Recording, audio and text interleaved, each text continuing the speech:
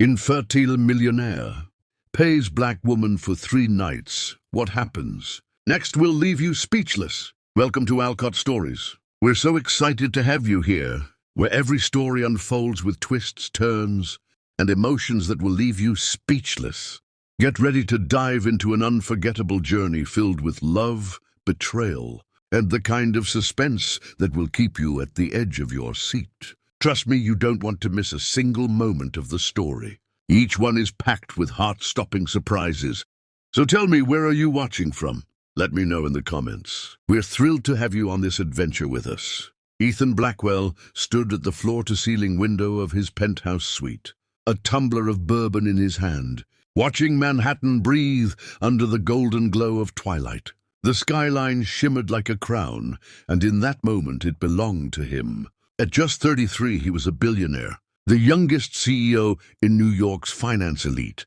His name was whispered with awe in boardrooms, printed on magazine covers, and followed by cameras wherever he walked. But Ethan never chased attention.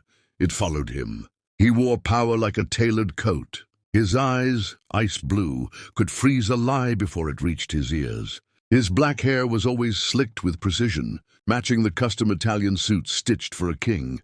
Yet beneath the armor of wealth and influence, Ethan carried something rarer: sincerity. He believed in loyalty, in honesty, in love that didn't need contracts. And he believed he had found that in Claire Reynolds. Claire had once been the quiet voice beside him in meetings, scribbling notes, offering coffee, smiling with restraint. But over time, Ethan had noticed the way her eyes lingered on him, not out of ambition, but something softer. She was elegance draped in simplicity, long blonde hair, always falling perfectly over her shoulder, eyes the color of storm clouds, and a laugh like wind chimes. She didn't wear loud perfume or heavy jewelry. She wore grace. It wasn't one moment that drew him to her. It was 1,000 little ones. How she remembered how he liked his coffee, 2 sugars, no cream. How she touched his shoulder when he looked tired. How she stayed late, not because she had to, but because she wanted to. One rainy evening in the back seat of a Blacktown car, Ethan looked at her and saw something he had never seen in any other woman: peace. "Claire," he said, voice barely above the raindrops tapping the window, "I want a life with you." She blinked slowly, then smiled. "Then take it. I'm already yours." Their wedding was something out of dreams. An ivy-covered cathedral, a guest list of titans and celebrities. But Ethan only saw Claire walking down the aisle in white, her eyes teary, her hands steady, her heart visible. "I vowed to love you endlessly," she whispered at the altar. Ethan, emotional despite his composed exterior, replied, "And I vowed to protect us always." They moved into his penthouse, but built a home, not a museum. He kissed her forehead every morning before work. She left love notes in his briefcase. Every Saturday they danced barefoot in the kitchen. Every Wednesday they made love like it was the first time. It wasn't routine, it was ritual. And Ethan believed with every inch of his soul that he had won life's greatest treasure. But time passed. 1 year, then 2. No signs, no announcements, no nursery wallpaper at first. They laughed it off. "Maybe the baby is taking its sweet time," Claire would say, stroking his chest. Ethan would smile and say, "When it's ready, it'll come." But beneath his calm smile, a quiet ache began to grow. Every time a colleague announced a pregnancy, Ethan clapped, then clenched his jaw when no one was looking. Every time he saw a father holding his son at the park, something hollow stirred inside him. He began researching fertility quietly at night. He went for checkups. His results were fine. Claire shrugged it off. "It's just stress, Ethan. We'll be parents soon. Don't overthink." But he noticed she avoided baby aisles at stores. She skipped family events where kids were around. Still, Ethan didn't press. He trusted her, loved her. He told himself, maybe next month. And when next month came and went, he said it again. Love, after all, is patient. But even patience, when stretched too thin, begins to bleed into worry. On their 2nd anniversary, they celebrated with wine, a rooftop dinner, and soft jazz playing in the background. As Claire leaned into his arms and kissed him under the stars, Ethan held her tighter than usual. His lips grazed her temple. "I want to be a father," he whispered, more to the wind than to her. She didn't reply right away. Then she smiled, resting her head on his chest. "One day," she said. "Soon." But that night, as Ethan lay beside her sleeping form, staring at the ceiling, the word "soon" echoed in his mind, hauntingly vague. He didn't know it yet, but the perfect world he had built with Claire was beginning to crack. The silence between Ethan and Claire grew louder with every passing month. But it wasn't the kind of silence that sparked fights. It was the quiet erosion of hope that settled in the air like dust no one dared to clean. At first, it was subtle, a look from his mother across the dinner table that lingered too long. The way his father changed the subject from business to babies. The offhanded jokes from friends at charity galas about him being the last Blackwell without an heir. Then came the whispers, not behind his back, but close enough for him to hear. Maybe Claire can't give him a child. Maybe he's the one with the problem. They've got the mansion, the money, the name, but no legacy. Even within the polished walls of his boardroom, where respect used to follow his every word, Ethan felt the shift. Some of the older partners began to treat him not like the golden prodigy, but a man stuck in an unfinished story. One afternoon, as he visited his parents' estate for a family gathering, his mother, Elizabeth Blackwell, elegant, stone-faced, sharp as a blade, leaned in with her wine-glass raised and said, "Your grandfather had 3 wives. Your father had 2. You're not required to stay. Loyal to failure, darling." The words sliced him. Claire was not failure. She was still the woman he kissed every morning, still the one who made his coffee and hummed softly when she thought he wasn't listening. But something had changed. The warmth in her touch felt rehearsed. The way she looked at children, forced, like a mask of longing that didn't fit her face. Ethan began to question himself. Was his love blinding him to truths he didn't want to see? He started waking earlier than usual, staring at his reflection in the mirror, with tired eyes that no longer sparkled with certainty. He'd built empires, negotiated billion-dollar deals, turned startups into legends, but the one thing he wanted most, the one thing that required nature, not power, eluded him. Nights became colder, even when Claire was beside him. They still touched, but it was less passion and more duty, as if checking off a list they were both afraid to admit had gone stale. The pressure outside the walls of their penthouse turned to pressure inside his own soul. It wasn't about legacy or bloodlines anymore. It was about the ache in his chest every time he saw a father hold his child's hand. Ethan began to question the very definition of loyalty. Was staying faithful to Claire while suppressing his desire for fatherhood truly love, or was it self-inflicted punishment? Then one night, alone in his office at midnight, rain tapping against the glass, he whispered a thought that had lingered like smoke for weeks. What if, just one time, he wasn't thinking of betrayal? He wasn't thinking of lust. He was thinking of possibility, of fatherhood, of seeing tiny blue eyes look up at him, calling him Dad. And so, with trembling fingers and a guilt-heavy heart, he opened a private browser and began to search, not for escort services or one-night stands, but for discreet, anonymous surrogacy options that required physical intimacy. He wanted it to feel natural, not clinical, real, not artificial. He justified it with the lie that it was for love, the love of a future child. A child who wouldn't know this arrangement existed. A child he would raise with Claire, presenting it to the world as their own. 3 nights, he murmured aloud, staring into the soft glow of his laptop. Just 3, then it's over. But even as he made that silent deal with himself, the echo of his own voice felt heavier than any contract he had ever signed. In that moment, Ethan Blackwell, billionaire, loyal husband, man of morals, stepped across a line only the desperate understand. And for the first time in his life, he wasn't sure if he was saving his world or destroying it. Her name came like a whisper through shadow and streetlight. Naomi Carter, a name. Ethan would come to replay in his mind like a forbidden melody. She wasn't just beautiful. She was breathtaking in a way that felt like prophecy. Her skin, deep and luminous, caught the glow of the lamplight like polished onyx. Her eyes were fierce but tired, as if they'd seen too much and trusted too little. Ethan saw her for the first time, outside a modest community shelter, tucked between forgotten alleys and gentrified streets, sitting on a bench with a worn paperback in her hands, legs crossed, like royalty exiled from her throne. Her braids framed her face with deliberate power, not vanity. Her red lipstick was imperfect, smudged by cold wind and time, but it made her look like fire wrapped in velvet. She didn't beg. She didn't flinch.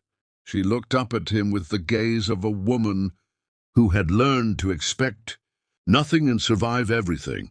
When Ethan approached her, his polished shoes pausing before her scuffed boots, he felt strangely small. He introduced himself not with money, not with title, but with humility, something he hadn't used in a long time. When he offered her warmth, she stared back without blinking. "I'm not asking for charity," she said, her voice low, measured, calm like distant thunder. "I'm offering a chance," Ethan replied, his voice a little too unsure. "For both of us." She studied him, and something unspoken passed between them, something older than logic, older than names. That night, in the quiet of his private suite away from the noise of wealth and the gaze of the world, Naomi stepped into his world without hesitation. She wore his white dress shirt and nothing else, barefoot, strong, vulnerable, yet untouched by pity. She didn't move with seduction. She moved like truth. Ethan expected lust, transaction, maybe even guilt, but what he felt was resurrection. Her scent was wild, like jasmine and rain on old stone. Her hands were warm, not soft, as if they'd held struggle and still remembered joy. And when she touched him, Ethan didn't feel desired. He felt known. Every kiss wasn't conquest, it was confession. Every breath between them carried more weight than any promise he had made in his boardrooms or wedding vows. He was no longer a billionaire, no longer a husband in secret sin. He was a man unraveling under the gaze of a woman who asked for nothing and gave him something he didn't know he had lost. She didn't whisper false sweet things. She just listened to his breath, to the tremor in his heartbeat, to the breaking of a man who hadn't realized how hollow he had become. When morning came, Ethan wasn't rested. He was restless. His soul ached, not from shame, but from the strange realization that he had experienced something real in a space built on deception. Naomi had filled a silence that even Claire's love had never reached. He watched her sleep for a moment, the sunlight brushing across her, cheekbones like a blessing. And in that quiet hour, Ethan Blackwell, man of power, man of secrets, whispered to himself the most dangerous truth of all. "I don't want this to end." For 3 nights, Ethan escaped reality and entered a world that didn't ask questions or demand explanations. It wasn't just physical, it was elemental. Naomi became his air, his fire, his gravity. Each evening, as the city lights blinked against the dark glass of his penthouse windows, she arrived without fanfare, barefoot and breathtaking. Her presence like a storm the world had forgotten to name. She didn't speak much. She didn't need to. Her laughter, low and husky, echoed in his chest long after she left his bed. The way she whispered his name, slow and reverent, made him feel like more than a man. It made him feel alive. During the day, Ethan sat at his desk surrounded by skyscrapers and deals, but his mind wandered like a drunk man in love. He found himself smiling at nothing. A red coffee mug reminded him of her lips. A breeze through an open window reminded him of her skin. He would stare at spreadsheets while replaying the memory of her fingers, tracing lazy lines across his chest, like she was decoding him, learning the language of his soul through touch alone. No one had ever touched him like that before, not with hunger, but with intention. On the second night, she wore nothing but a silk scarf. and her body moved with grace that made poetry feel inadequate. They didn't speak of their arrangement, their lives, or what came next. They only spoke in the language of breath, movement, tension, and release. Time didn't pass in hours. It passed in moans, in silent gazes, in the rhythm of skin against skin. On the third night there was a shift, a stillness. They lay together in the dark, the sheets tangled like their fates. Naomi rested her head on his shoulder, her hand on his chest, where his heart thudded like a drum, remembering how to beat. She looked up at him, eyes glowing with something he couldn't name. Was it courage, sadness, hope? And she said softly, "If I become pregnant, you'll see me again when your children arrive." The words didn't just land, they pierced. She kissed his collarbone so gently it almost hurt. And then she rose. No drama, no lingering. She dressed with grace, her back to him, braids falling like a curtain between them. Ethan wanted to stop her, to ask her to stay one more night, to say something foolish like, "Don't go yet." But the words caught in his throat, trapped by the truth he was too afraid to face. This was never meant to last. Naomi didn't say goodbye. She didn't leave a number or an address or even a hint. She simply walked out of the room, out of his world, and into the night like a dream too vivid to be real. The door clicked shut with finality, and the silence that followed was unbearable.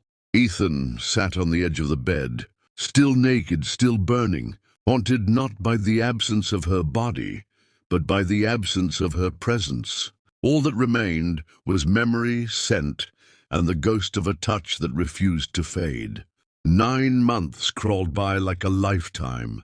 Each morning, Ethan woke with Naomi's scent lingering in the corners of his memory, like smoke that refused to fade. He returned to the routine of his life, kisses from Claire, meetings that meant nothing, wine that tasted like ash. He tried, he truly did. He laughed at her jokes, brushed her hair behind her ear, danced with her at company galas, but everything felt muted. The woman he once believed was his whole world now felt like a stranger living inside his home.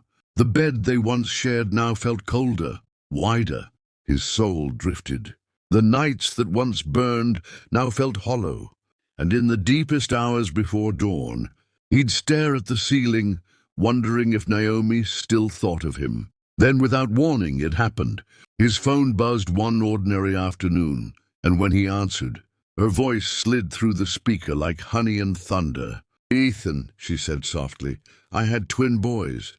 They're beautiful, yours." His heart didn't just race, it imploded. He dropped the phone. It hit the floor with a thud, but he didn't hear it. The world had gone still. The colors changed. Air thickened. His chest ached in a way it never had before. Twin boys, his sons, flesh of his flesh. He didn't tell Claire everything. He couldn't.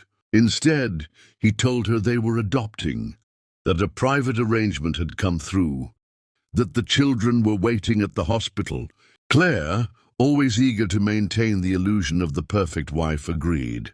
At the hospital, she wore her best smile and designer heels, walking beside him like a trophy he didn't remember winning. But then it happened. As they stepped into the maternity wing, a woman in a white coat approached. Dr. Lillian Moore. She looked between Ethan and Claire, her smile bright and familiar. "Mrs. Blackwell, it's been a while," she said with warmth that felt too personal. Ethan's spine stiffened. "You know my wife?" he asked, voice carefully flat. Dr. Moore nodded, still smiling. "Of course. Claire's been my patient for over a year. She used to come in regularly, always asked for pregnancy pills, said she wasn't ready for kids yet." The world tilted. Claire's face froze. Ethan didn't blink. A silence heavier than anything he'd ever known wrapped around him like steel chains. The truth crashed into him with a violence he hadn't prepared for. All the months of trying, all the nights wondering why fate was cruel, all the guilt he had carried meaningless. Claire had never wanted children. She had stopped them herself, without telling him, without giving him a choice. And all the while, Naomi, a stranger with nothing, had given him the very thing he'd ached for: loyalty, life, legacy, as Claire excused herself to get some air. Ethan stood motionless, surrounded by the sterile scent of antiseptic and betrayal. The sound of newborn cries echoed through the hallway like a divine chorus. And in that instant, as Dr. Moore led him toward the nursery, Ethan knew his heart no longer belonged to the woman who wore his ring. It belonged to the one who gave him sons without asking for anything in return. The truth hit Ethan with a force he never saw coming, unraveling everything he once thought was real. Standing in the sterile hospital room, holding his sons for the first time, the weight of what Claire had kept hidden hit him harder than any betrayal could. She hadn't just lied. She had crafted an entire life around him, masking her selfishness with a facade of love and devotion. Claire had never wanted children. She had never wanted him to be a father. For years he had blamed himself, wondering why things weren't working, why their efforts to conceive were futile. But now, standing here in the quiet of the hospital corridor, holding two tiny lives that were his own, Ethan understood the cruelty of it all. Claire had manipulated him, her love a carefully curated act to secure his wealth, his status, his name. All the sacrifices he'd made, all the nights he'd spent hoping had meant nothing. She had used him. He could still hear Dr. Moore's voice echoing in his mind.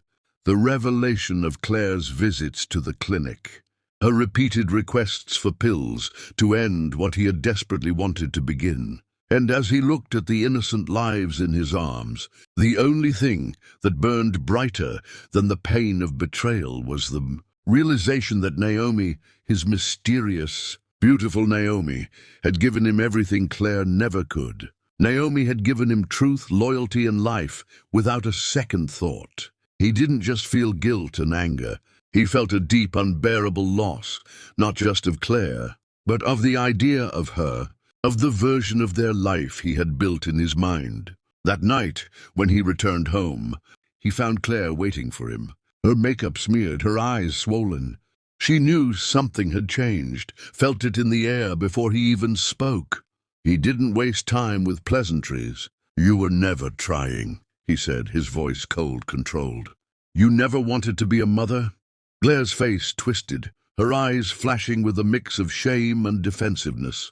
"I didn't want to lose you," she screamed, her voice cracking with desperation. Ethan's eyes were stone, cold as he looked at her, truly looked at her for the first time. She had never seen him, never understood him, never loved him. "You never had me," he whispered, each word cutting deeper than the last. She staggered back as if he'd slapped her, her breath catching. But Ethan didn't feel the need to explain himself any further. The woman who had been the center of his world now seemed like a stranger to him, someone who had never understood him, never truly cared. He walked into the study, pulled open the drawer where his life had been kept neatly packed in envelopes and documents, and took out the divorce papers. He handed them to her the next morning without ceremony, without a shred of emotion. It wasn't an act of cruelty, it was the inevitable. The door had closed, and with it any remnants of the life they once shared. As she reached for the papers, her hand trembling, Ethan didn't wait to see her reaction. He didn't need to. It wasn't for her anymore. He wasn't leaving her behind. He was leaving behind the version of himself that had loved her. As he walked away, his heart felt heavy but free. It wasn't a weight of loss. It was the burden of truth, the weight of knowing he was done lying to himself. He didn't look back, but he didn't have to. Naomi had shown him what it meant to be whole, and he knew, deep down, that it was time to live for what was real. Ethan walked back into Naomi's world with a newfound purpose. No longer the lost man who had stumbled into her life, but someone reborn from the ashes of his past. The weight of his sons in his arms felt different now, not heavy with the burden of guilt or confusion, but grounded in the true, pure love he had longed for. Each tiny breath they took was a reminder of the truth he had almost forgotten. Real love wasn't about wealth, or status, or appearances. It was about trust. It was about loyalty, and it was about standing in the light of your truth, no matter the consequences. As he looked down at the twins, his heart swelled with pride, not just because they were his children, but because they were a living testament to everything Naomi had given him. Naomi, standing beside him, no longer looked like the stranger he had met in a flash of passion on those hot summer nights, but like a woman who had carved a place in his soul. Her beauty wasn't something that needed to be painted on. It radiated from her in the way she stood, the way she spoke, the way she held his hand. There was a fire in her eyes, a fire that no one could extinguish. She wasn't just the woman who had borne his children. She was the woman who had saved him from the darkness that had clouded his heart for years. She wasn't a savior. She was the truth he had been running from. And as they stood together in the quiet of the room, surrounded by the soft glow of the evening, Ethan realized that Naomi had never been the one to save him. She had simply shown him the path back to himself. "You saved me," he whispered, his voice full of raw emotion. Naomi, ever calm, ever knowing, smiled softly, her gaze steady. "No, Ethan, you found yourself." Those words echoed in his mind, each syllable washing over him like the first rain after a drought. For so long, he had been trapped in a life that wasn't his, a life that was built on lies, on expectations that didn't belong to him. But now, standing beside Naomi, with their children cradled in his arms, Ethan felt whole.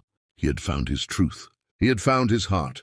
A year passed, a year that changed everything. The city that had once whispered about his wealth, his success, and his perfect, albeit fake, marriage to Claire, now whispered in awe about the real woman who had earned his heart. Ethan and Naomi had walked through their journey together, hand in hand, stronger for the battles they had fought and the truths they had uncovered. They had a life now that didn't need to be justified to anyone. They didn't live for society's approval. They lived for themselves. And so one crisp autumn day, beneath the glow of a golden sunset, they stood together in a quiet ceremony, a ceremony of truth, not of show. It wasn't a grand affair.